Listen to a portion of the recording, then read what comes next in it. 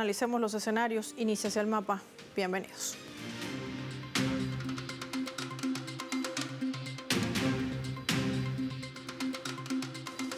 Despleguemos nuestro mapa mundi, identifiquemos datos graficados para poder ampliar todo nuestro radar sobre lo que sucede en la región.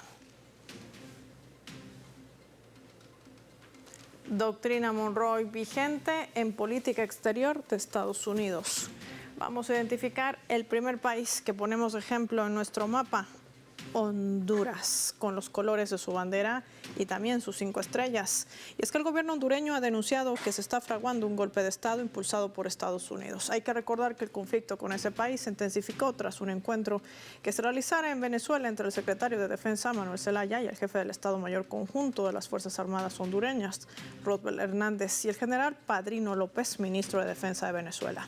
De manera posterior, la embajadora de Estados Unidos en Honduras descalificó la visita, utilizó improperios para referirse sobre todo a las autoridades venezolanas, por lo cual el gobierno de Xiomara Castro decidió poner fin al tratado de extradición con Estados Unidos en defensa de la soberanía de su país. La mandataria aseguró también que no dejará que se utilice como argumento el instrumento de extradición para chantajear a las Fuerzas Armadas hondureñas, ya que en días recientes el canciller de Honduras, Enrique Areina, alertaba sobre un intento de golpe de barracas.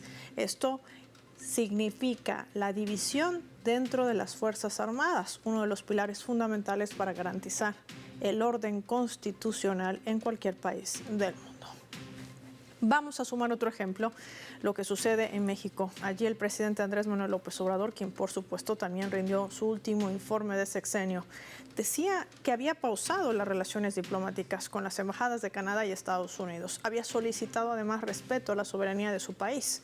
Ambos embajadores de esos dos países, tanto de Canadá como de Estados Unidos, estaban emitiendo opiniones en contra de la reforma judicial que impulsa el gobierno de AMLO, calificándola de una política prepotente y de burda la actitud intervencionista que mantiene Washington. Pero con 22 votos a favor y 18 en contra, además de tener 0 abstenciones, los diputados de Morena y aliados aprobaron en general y en particular el dictamen de esta reforma judicial mexicana, un proyecto que ya ha pasado a la Cámara de Diputados para su discusión y votación. Se tiene previsto que inicie la sesión para el debate de esta reforma este martes y de aprobarse la misma, los mexicanos irán nuevamente a las urnas a partir del 2025 para elegir a través del voto directo a jueces, magistrados y a ministros de la Corte Suprema. Esto es un paso fundamental también que implicará la revisión del tratado entre México y Estados Unidos y Canadá, como es el TEMEC. Otro ejemplo que colocamos también justamente sobre nuestro mapa, Venezuela. Hay que decir que el gobierno a la cabeza del presidente Nicolás Maduro ha venido denunciando la actuación de la derecha venezolana y de factores extranjeros para derrocar a su gobierno democráticamente constituido tras haber sido ratificado el pasado 28 de julio como presidente de la nación.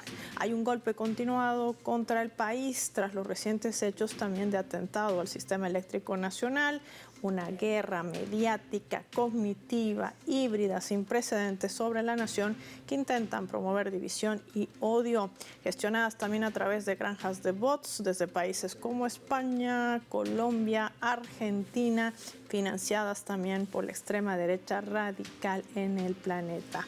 Todo esto confluye además en medio del crecimiento que ha destacado el país en los últimos trimestres, donde apuntan también a un Producto Interno Bruto de crecimiento sostenido de más del 8%. Y esto también tiene sus implicaciones en los 18 motores económicos y las 7 transformaciones, conocidas como las 7T, que constituyen también en un plan de la patria que se implementa a través de las semanas y los meses en beneficio de la población. Hay que preguntarse si bajo esas líneas de la doctrina Monroe se podrá golpear una revolución bolivariana que ya ha sorteado más de una dificultad. Hoy lo analizamos con nuestros invitados.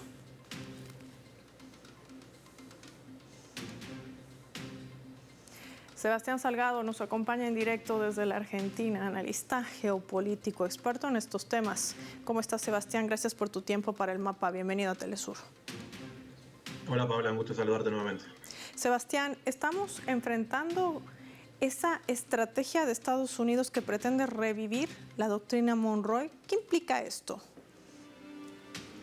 Sí, evidentemente esta doctrina que ya ha cumplido más de 200 años nunca se ha ido realmente de nuestra región, sino que ha tenido diferentes disfraces dependiendo del contexto geopolítico.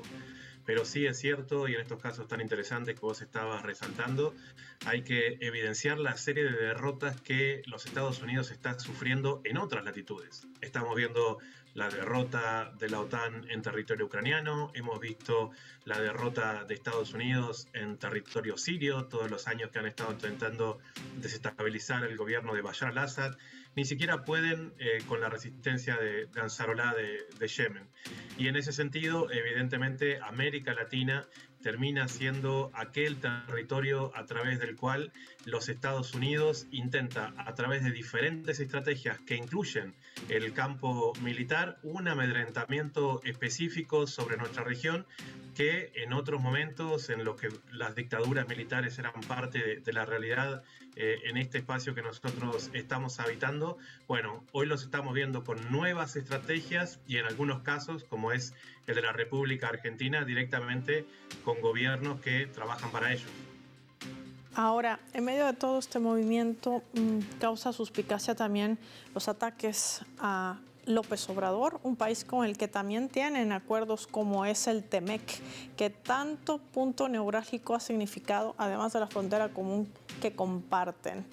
¿Qué escenarios se están abriendo en torno a este nuevo mundo multipolar que además está surgiendo, Sebastián?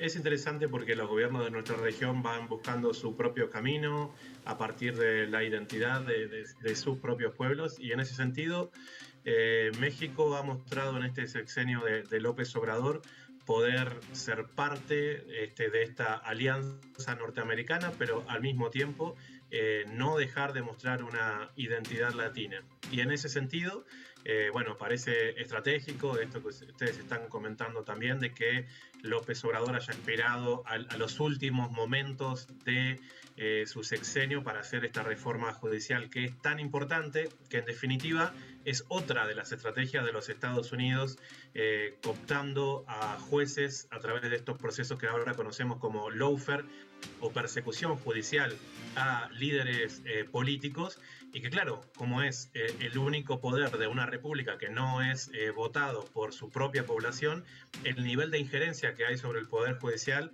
en América Latina realmente ha determinado en algunos casos la continuidad de esa doctrina Monroe. Parece que lo de México puede sentar un precedente muy importante y en ese sentido, evidentemente también hemos visto de qué manera este distanciamiento que el gobierno de López Obrador tiene con el gobierno de los Estados Unidos también está vinculado a estas últimas detenciones, como había sido hasta estos momentos el propio Ismael El Mayo Zambada, tal vez el narcotraficante más buscado después del Chapo Guzmán, que nunca había pisado una cárcel y que de golpe nadie entiende del todo bien cómo es que fue capturado en territorio mexicano y deportado o llevado, secuestrado a los Estados Unidos sin haber tenido consentimiento del gobierno de López Obrador.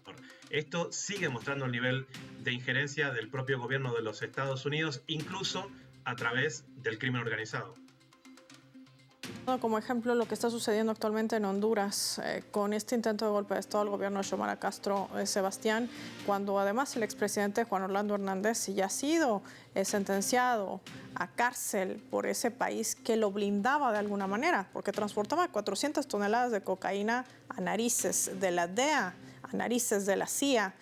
¿Qué implica y sobre todo cómo enfrentar toda esta agresividad y política confrontacional que además no va a cambiar, llegue Kamala Harris a la presidencia o vuelva Donald Trump? Sí, es muy interesante plantearlo de esa manera y bueno, recordar que justamente, Paola, se están cumpliendo ahora 15 años de lo que fue el golpe a Mel Zelaya en un contexto en el que América Latina tenía una unión regional, si se quiere, más fuerte todavía a lo que se puede ver ahora. Y que en ese contexto tal vez lo que Estados Unidos no pudo aguantar fue que Honduras se sumara a Petrocaribe, ¿sí? Esa postura del presidente Chávez de utilizar los recursos naturales en pos de la integración regional y claro, evidentemente eso había sido un desafío demasiado grande para el gobierno de Honduras y terminó en la desestabilización. El propio Hernández, como vos muy bien lo decís, fue una imposición de ellos que evidentemente, igual que estábamos hablando ahora del caso del Mayo Zambada en México, son parte del crimen organizado y del narcotráfico también. Por eso, una vez que ellos utilizan ese tipo de liderazgos, prefieren, para que ellos no puedan hablar de ninguna manera, terminar cancelándolos. Vos hablás de la campaña, ¿no?, de los Estados Unidos, que podría de alguna manera generar alguna diferencia. Yo creo, Paola, que son dos caras de esta misma doctrina Monroe que buscan una especie de continuidad en nuestra región. Una es la cara Donald Trump, que es un Estado fascista que intenta imponer una política a través de los cuales hay élites que evidentemente quieren gobernar ese país por sobre las grandes mayorías, y por otro lado el mundo de las corporaciones de los demócratas y de Kamala Harris.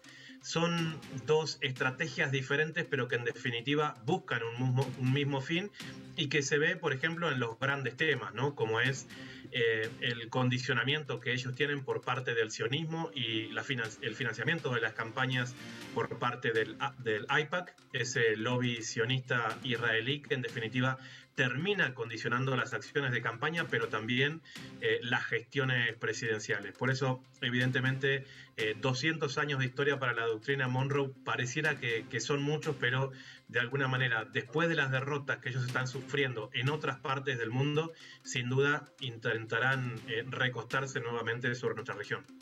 Fácil va a ser, eso vamos a profundizar en el análisis cuando regresemos. Agradecemos como siempre a Sebastián Salgado por su tiempo y su análisis para nuestros televidentes del mapa. Marquemos una pausa revisando nuestra escala.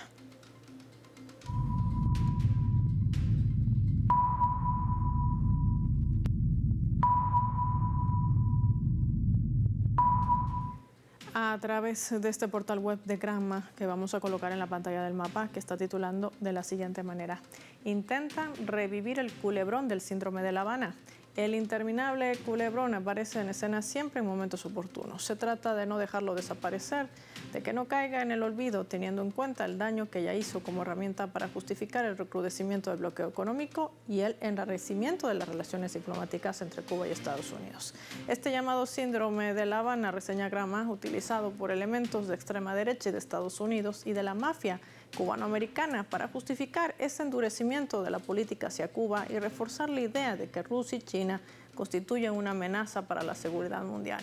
Es una gran mentira. Estados Unidos carece de pruebas para culpar a otras naciones de la existencia de ataques sónicos contra sus ciudadanos dentro o fuera del país. Así también lo reseñaba The New York Times en agosto ya del año 2021. La declaración surgía luego de una reunión convocada por la directora de Inteligencia Nacional, Avirle Hines, en la que el Secretariado de Estado, en este caso a través de su titular, Antony Blinken, exponía que sobre los incidentes de salud inexplicables no existen pruebas para acusar a ningún país, ni hay ninguna certeza de que los microondas, en este caso, sean la causa de la enfermedad. Especialistas de Estados Unidos, Canadá, Nueva Zelanda, Reino Unido, China, Rusia y Cuba, entre otros, coinciden en que el término acuñado de síndrome de La Habana es una fabricación mediática y que las acusaciones no resisten ningún tipo de análisis científico serio.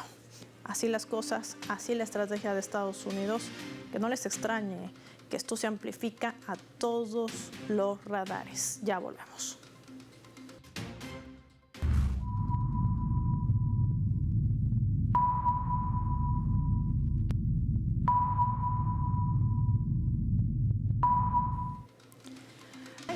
La mandataria expresaba que nombró a Moncada para que haga ondear el estandarte hondureño en lo alto y haga recordar que el verdadero valor radica en un pueblo digno, resistente y decidido a forjar su propio destino.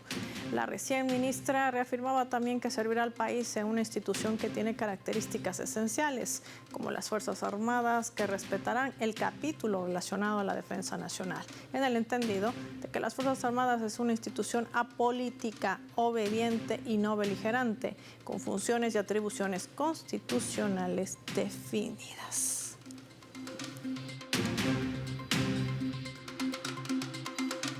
Muy temprano hoy la secretaria de Defensa de Honduras decía que va a refundar el país. Vamos a analizar este escenario. Nos acompaña en directo desde los Estados Unidos, experta en análisis político, Lisbeth Meléndez con nosotros. Lisbeth, qué placer tenerte en el mapa. Gracias por tu tiempo para Telesur. Gracias por tenerme. Lisbeth, cuando reseñamos lo que pasa en Honduras, vemos lo que sucede en México, el intento de golpe en Bolivia, el asedio permanente contra Venezuela, no podemos dejar de preguntarnos, ¿estamos ante un ataque sistemático? Sobre todo, ¿qué intereses están de por medio? ¿Qué es lo que le aflige tanto a Estados Unidos? Bueno, yo creo que para entender esto tenemos que pasar un poquito más de tiempo y pensar en los 1980, las administraciones de Reagan y de Bush, todos los asuntos relacionados con América Central, Centroamérica, en cuanto se refiere a los sandinistas, etcétera. La idea de que políticamente hayan otros ejemplos de gobierno que no sean los propuestos por la democracia, llamada democracia parlamentaria de los Estados Unidos, que pueda beneficiar al pueblo y elevar las condiciones de vida del pueblo latinoamericano, asusta a los Estados Unidos. Y esto es una doctrina que ha sido, ¿cómo decirte?, poco hablada y poco estudiada, simple y sencillamente porque, como digo, es algo que da miedo, que nosotros podemos encontrar una manera de escoger, de pensar y de crear sistemas que son diferentes a los existentes en estos momentos, que elevan la dignidad del pueblo latinoamericano. Eso quiere decir que sistemáticamente nos hemos encontrado, cada vez que existe un experimento político o una ideología política diferente, la cual los Estados Unidos constantemente atacará por su miedo a que exista algo que globalmente pueda mejorar las condiciones de la gente y socavar las posiciones de poder mundial que ellos prefieren pensar son, ¿cómo decirte?, los gobernantes de. Eso es difícil. En estos momentos, casi 40 años después, ¿no?, nos encontramos en un sitio donde cualquier ejemplo de la deviación de la llamada democracia estadounidense y del ejemplo del gobierno estadounidense y del capitalismo estadounidense en cualquier sitio en Latinoamérica se ve atacado. Entonces, ¿qué vemos? Bolivia, vemos a Venezuela, algo existente por más de 50 años en Cuba,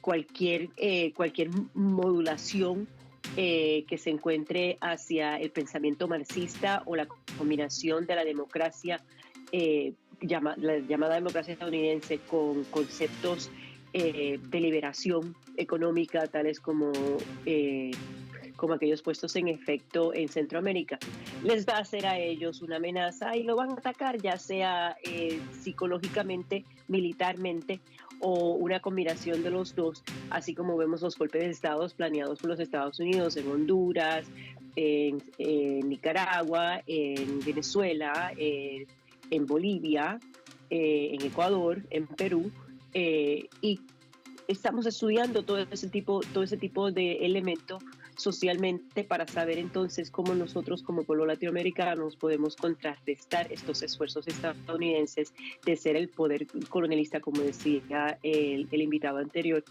Esta idea de que los Estados Unidos asumió a través de la doctrina de Monroe el papel de colonialista en jefe de las Américas.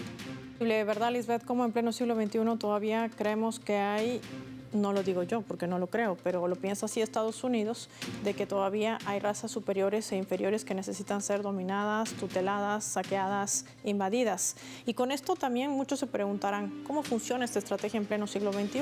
A través de estos organismos no gubernamentales, las ONGs, a través también de estos proyectos de supuesta erradicación de la droga, y donde además se sigue financiando a grupos paramilitares, se sigue financiando a grupos fascistas para generar eso, desestabilización y terror. ¿Qué nos dirías sobre esta estrategia, que además viene de la mano de la utilización de plataformas digitales, hoy conocidas como redes sociales? Bueno, yo creo que es importante que tomemos en cuenta que el elemento estadounidense no es solo, y esta manipulación de las redes sociales, de los medios cibernéticos, no es algo que es exclusivo al gobierno, es algo que desgraciadamente muchos elementos del pueblo estadounidense utilizan. Tenemos que ponerlo en contexto histórico, como un 4% de la población de los Estados Unidos hace 350, 250, 350 años atrás convence a la mayoría del pueblo de que existe una jerarquía racial. Y entonces, ¿cómo institucionalizas esto de manera que hoy, ahora, todavía 243 años después, el gobierno estadounidense continúa efectuando este tipo de política?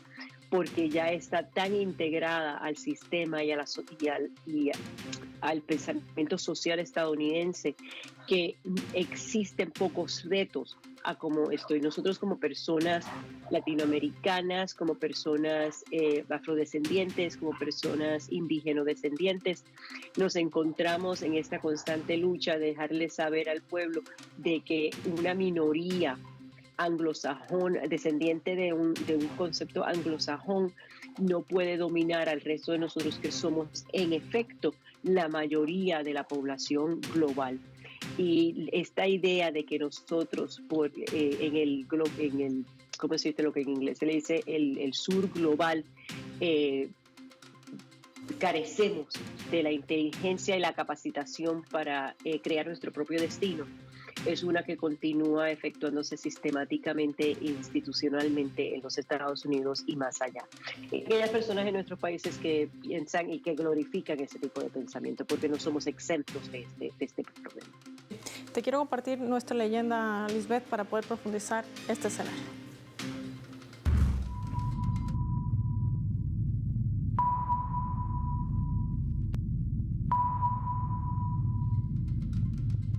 Esto es lo que posteaba el canciller de Venezuela, Iván Gil, a través de su cuenta en Telegram. Lo vamos a colocar en la pantalla del mapa y lo compartimos. Venezuela es una zona de paz y ha erradicado todo vestigio de grupos paramilitares y fascistas que pretenden usar el territorio como una cabeza de playa para sembrar el terror al pueblo bolivariano, que ha decidido un camino de liberación del imperialismo. Lisbeth, esta frase representa más que simplemente un discurso. Esto representa una acción de resiliencia y de vida que ha tenido Venezuela, con más de 930 sanciones que pesan sobre ella, el asedio permanente de una guerra híbrida sin precedentes y que también confluye en el desarrollo de lo que está en disputa en esta región. ¿Qué nos dirías? Bueno, es importante que otra vez que pensemos contextualmente en lo que significa el papel, el rol que juega Venezuela en estos momentos. Es un papel de resistencia, es un papel es un rol de autodefinición, algo que los Estados Unidos está totalmente opuesto a. No importa cuál sea la administración, en efecto, en los Estados Unidos, esta idea de que nosotros como pueblo latinoamericano tenemos el derecho a autodefinir nuestro propio destino, nuestros propios gobiernos, nuestra forma de llevarnos a cabo y en esencia interrumpir este pensamiento capitalista oligárquico que está en género dentro de los Estados Unidos y en cualquier otro país que hace el capitalismo su vida, es difícil. El hecho es que Venezuela está tratando de redefinir el rol como ejemplo en práctica de liberación del pueblo latinoamericano. Otra vez, históricamente tenemos que tener en cuenta que esta no es la primera vez que Venezuela juega un papel integral en la liberación del pueblo latinoamericano contra el colonialismo. Sabemos que decirlo de tal manera clara asusta y hace reaccionar las fuerzas que desgraciadamente nos como herramientas y como partes de una máquina más grande, cuando no caemos en su propia definición, interrumpimos su avance hacia la, ¿cómo decirte? el tratar de eliminarnos a nosotros como fuerza de referencia. Quiero agradecer como siempre a Lisbeth Meléndez. Ella está con las líneas claras para poder entender qué está en disputa en nuestra región y el mundo ante el surgimiento también de este mundo multipolar, ante la caída del declive de Estados Unidos y ese ataque sistemático también contra gobiernos progresistas en un intento de revivir la doctrina Monroe de Estados Unidos. Gracias, Lisbeth Meléndez, por tu tiempo y tu análisis. Para nuestros televidentes del Mapa, finalicemos el programa revisando nuestro vector.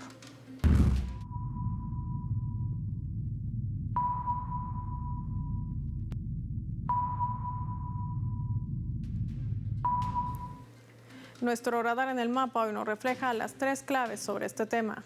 1. Monroe, la doctrina que Estados Unidos pretende revivir y aplicar contra gobiernos progresistas, violando la soberanía y la autodeterminación de sus pueblos. Hace que Europa, supeditada y con ambición de coloniaje, se sume a esa estrategia. Por eso mina la integración, la cooperación y proyectos sociales que le permitan una independencia total de ese tutelaje que le ha impuesto a estos países por más de 500 años. Por eso el boicot al gobierno de López Obrador amenaza el intento de golpe también a gobiernos como el de Venezuela y el de Honduras. 2. Financiando los golpes. Estados Unidos no solo ha usado el pretexto de la lucha contra las drogas para financiar a grupos fascistas y paramilitares que aún operan de manera impune en algunos países de la región, orquestando golpes de Estado y de terror. Es una manera hábil de proteger a quienes por años han venido traficando con estupefacientes. Un ejemplo claro, Juan Orlando Hernández, el expresidente de Honduras, quien transportó 400 toneladas de drogas a Estados Unidos en sus narices. Habría que preguntarse si se daban cuenta o era bajo la complicidad de la propia Casa Blanca. 3. Guerra cognitiva. Venezuela sigue enfrentando un nuevo capítulo de las agresiones de Estados Unidos. Es víctima de una guerra cognitiva, vive bajo la amenaza de ser invadida, bajo la complicidad de la extrema derecha en el país, aliados de grupos mercenarios a su servicio, simultáneamente es penalizada mediante la ejecución de inhumanas medidas coercitivas unilaterales por parte de Estados Unidos. A todo ese panorama que ha logrado además ser revertido y será además el país que más crezca gracias a la resiliencia colectiva de su población y los protocolos que desde el gobierno se han aplicado. Ni Musk ni Zuckerberg han medido que el bolivarianismo haya logrado una conciencia de desarrollo y de paz. Soy Paola Pérez y nos vemos en otra edición del Mapa.